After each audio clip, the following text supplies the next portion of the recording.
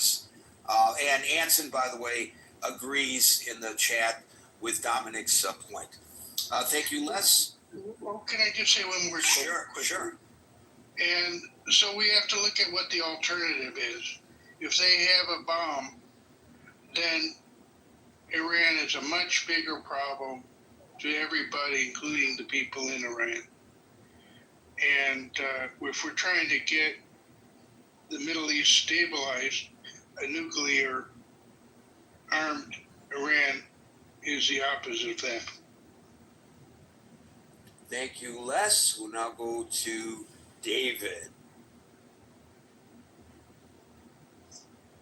Gary, yeah, I think there's a lot of conundrums here that we're facing as a country, and with regard to Trump's leadership, with regard to the way he's been hemmed in to tacitly give support to Netanyahu, while at the same time pandering to the base, to the Tucker Carlsons of the world.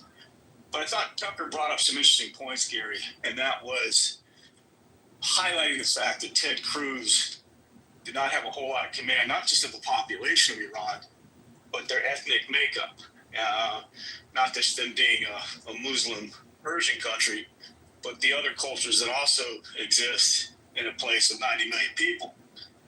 And that's important to understand because from a standpoint of the language and the way the rhetoric that's being bantered about, it resonates and has similarities to the run-up to the Iraq War.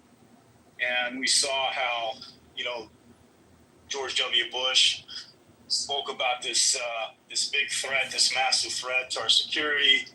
He put Colin Powell front and center, taking this story to the UN.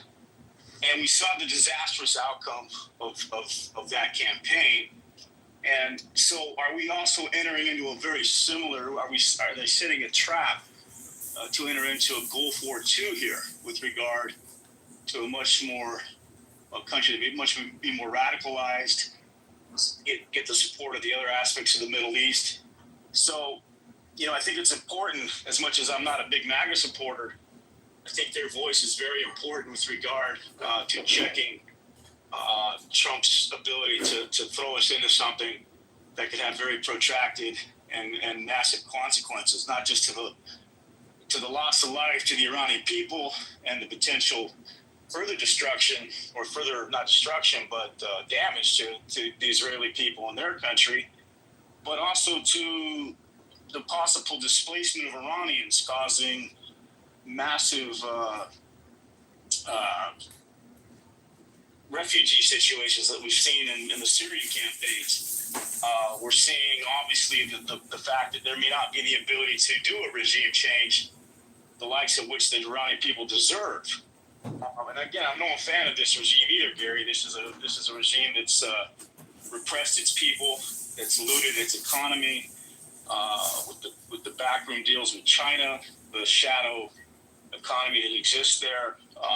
And so there's a whole lot of reasons why this has to happen. But I think the ultimate campaign would be another potential Iraq 2.0 if we don't get it right. So those are some of my talking points on that front. I mean, at the same time, we're seeing Trump call out his Tassie Gabbard, saying that Iran's not necessarily close to having a nuke. So the messaging and the talking points are kind of all over the map. That's not good for the cohesion of a big decision like this. So, I just think we need to really take a step back. I know we're already en route there on some level with regard to the massive deployment. So maybe we're sort of playing a game of wait and see here.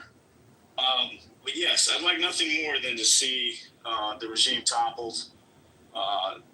The Middle East should be a lot safer with one less state actor with a nuclear weapon.